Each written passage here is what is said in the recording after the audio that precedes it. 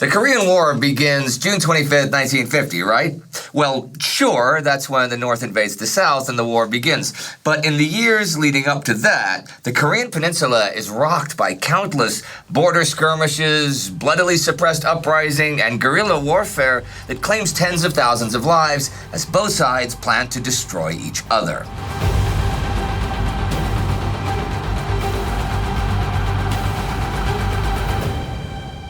I'm Indy Neidell. This is a Korean War in real-time background special. This is actually episode 3 of our background miniseries on the history of Korea. Well, the two Koreas leading up to the Korean War. In episode 1, I very quickly covered over 500 years of Korean history, looked at the Japanese occupation in the early 20th century, the end of World War II, and the division and occupation of the peninsula by the US and the Soviet Union. In the second episode, I covered the occupation in more depth, the development of separate regimes in the North and South, and the elections of 1948, which essentially formalized the splitting of the peninsula into the two Korean states. I will now pick up where I left off. In August 1948, the United Nations recognizes the Republic of Korea, led by President Syngman Rhee and backed by the United States, as the sole legitimate Korean state. Near the end of the year, the UN resolves to set up a permanent commission on Korea, UNCOK, which would work for the peaceful reunification of the peninsula under the ROK government. That's the South Koreans. The Soviet Union and its satellites vote against this resolution and put forward a counter-proposal that the Democratic People's Republic of Korea, the DPRK, is the sole legitimate Korean state.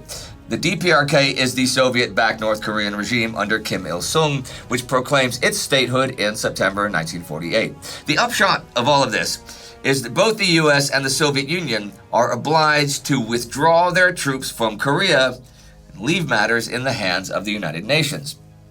In a statement published on New Year's Day 1949, Washington says, "In conformity with the General Assembly resolution of December 12th, the United States government will endeavor to afford every assistance and facility to the new United Nations Commission on Korea, established thereunder in its efforts to help the Korean people and their lawful government to achieve the goal of a free and united Korea."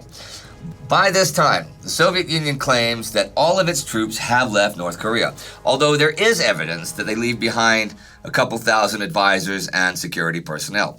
The Americans are under pressure to follow suit, but there are debates on how quickly to do so. Congress wants things to go quickly, as they're keen to continue the post-World War II military reduction. Secretary of the Army Kenneth Royal agrees with this, but because he thinks Japan should have the lion's share of what are limited resources. Douglas MacArthur and his staff running the occupation in Japan do not favor leaving American troops behind to defend South Korea either.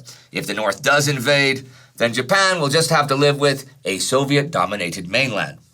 On the other hand, the State Department, with the support of U.S. Ambassador to Korea John Muccio, argues that the ROK forces are inadequate compared to those of the North, particularly when it comes to aerial and naval capabilities, and the U.S. should stay behind longer to cover the capability gap. Muccio is not really wrong about that. Sure, the Americans are now finally starting to set up a South Korean army, and on paper it looks pretty strong, but there are serious weaknesses plaguing this force. Well, the South Korean Ministry of National Defense and the ROK Army are officially established at the end of 1948, and the first troops are ready for action in early 1949. The nucleus of this new force comes from the police and from Korean officers and troops who had fought in the Japanese army. Like the police, the new army is very much Rhee's instrument of power and becomes key to securing his rule. Rhee hands them pretty serious power and patronage to serve as a counterweight against institutions like the judiciary, the National Assembly, and the local governments. However, like the police, the army is plagued by corruption and incompetence, and is allowed to deploy pretty much unrestrained violence. This is evident during one of the Army's first big deployments, which is to assist the police in putting down a communist uprising on Jeju Island off the south coast of the Korean Peninsula, which has been going on since April 1948. ROK troops go into action, and together with the police, they burn villages, torture prisoners, massacre men, women, and children, and take hostages. It's estimated that at least 10 to 15,000 civilians are killed by government forces. There's plenty more to say about these months that some people refer to as the Korean Civil War. But I will leave the coverage of the atrocities of the Korean War and Korean Civil War and this whole period to Spartacus, Olsson, and the War Against Humanity series. Anyhow, Syngman Rhee is resolutely opposed to the withdrawal of American troops. He launches a campaign to try and keep them in Korea and get some kind of formal American security guarantee for his regime. In the spring of 1949, he proposes a sort of NATO for the Pacific, right? An alliance of anti-communist states, including South Korea, Chiang Kai-shek's Republic of China, and President Elpidio Quirino's Philippines, along with anyone else who wants to join. But there's a problem with this. The United States did not want to extend public defense guarantees to Rhee and Chiang. It is true. But it did look favorably upon a defense pact initiated by the East Asian nations themselves. The problem was that Rhee, Chiang, and Quirino all had separate and unequal communist problems. Rhee had the greater part of a divided country. Chiang had an island off the Chinese mainland. Quirino had hook guerrillas. Each wanted the United States to pull his chestnuts out of the fire and saw any other call on American resources as a threat. Each doubted the other's capacities to resist communism. For each, it was a zero-sum game, and thus no pact eventuated. The second element of Rhee's strategy is to take the fight directly to the North Koreans in the hopes that this will force the Americans to keep troops in Korea. So he gives his army free rein to provoke fighting along the 38th parallel, the border. A quick side note here to give you a picture of the ROK army. The guy commanding the ROK border troops is a general named Kim Suk-kwon, who was one of the highest-ranking Koreans in the Imperial Japanese Army.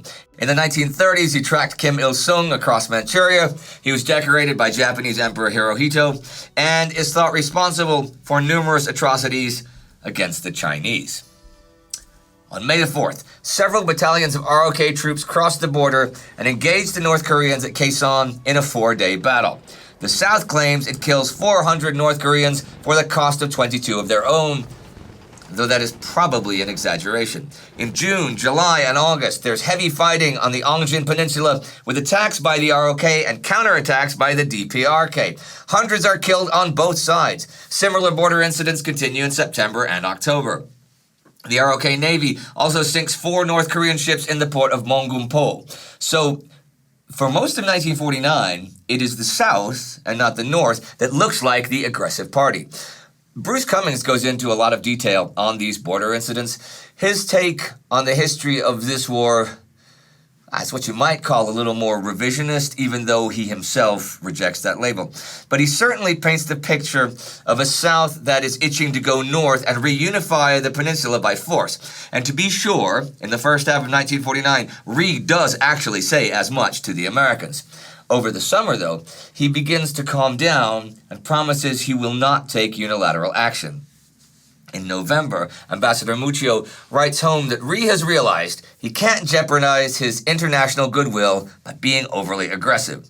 Cummings also points out, though, that by the end of August, Rhee has expanded the ROK to 100,000 men. And that, on paper at least, is larger than the North Korean forces.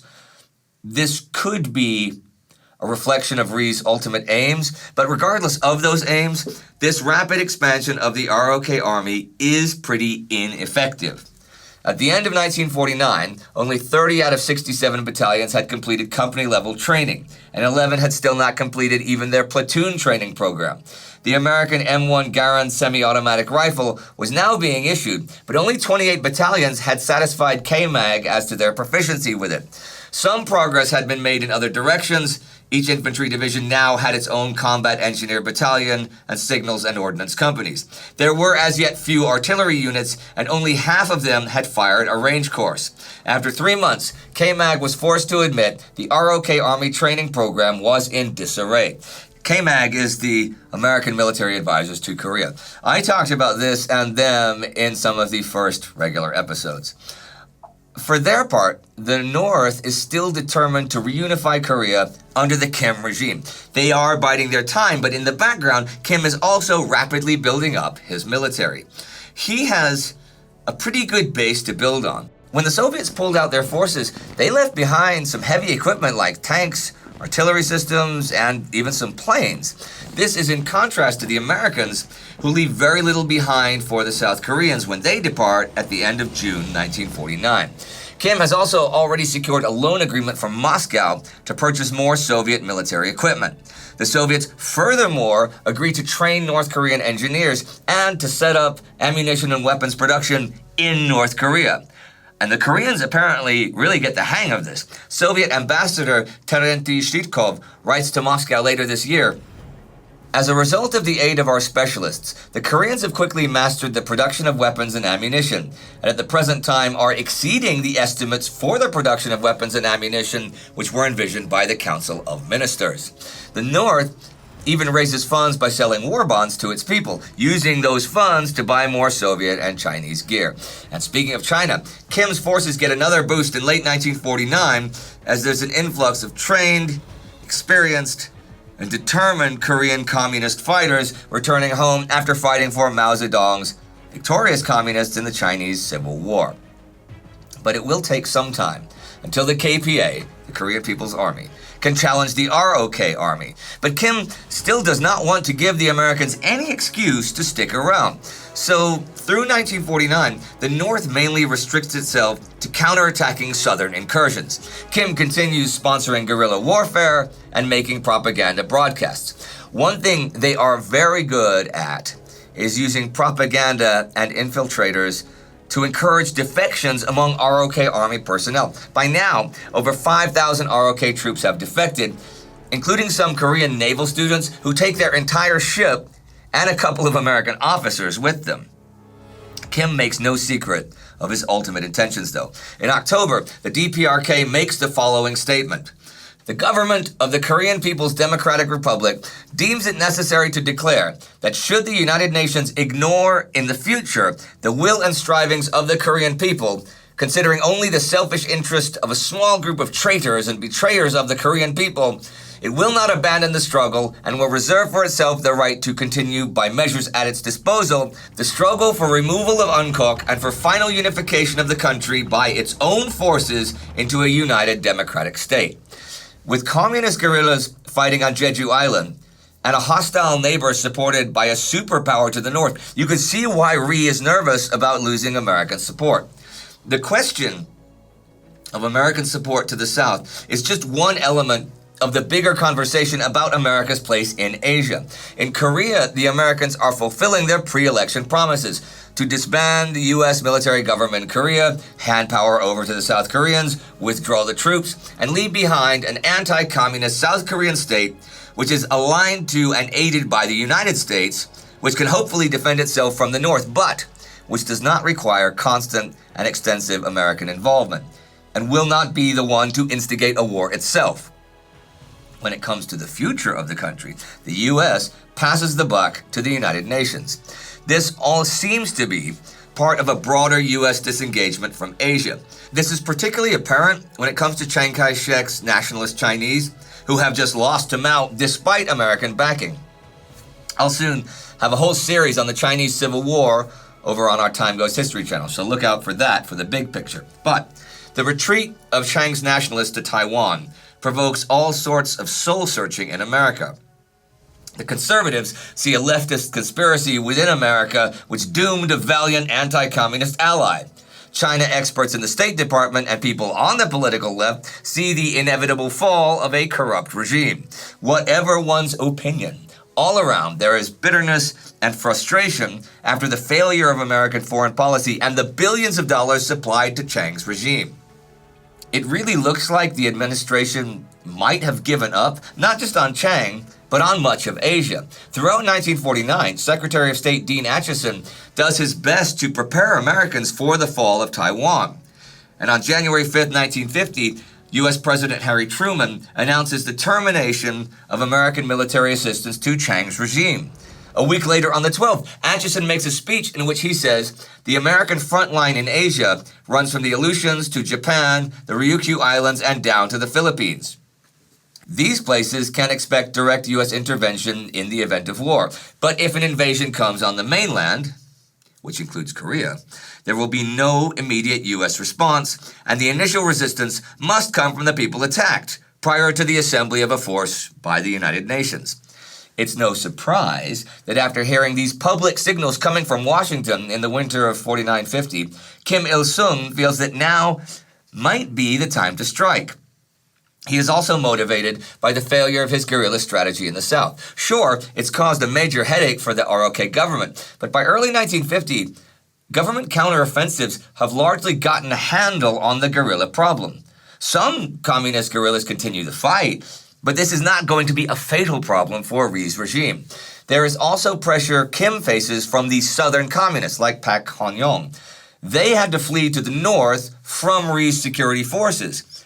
And with the general failure of guerrilla warfare, it looks like a full-scale invasion is the only way that they'll be able to reclaim their former power bases. Nor does it look like there will be a mass uprising of the Korean people against Rhee's regime. Okay, things are tough in the ROK, that is for sure.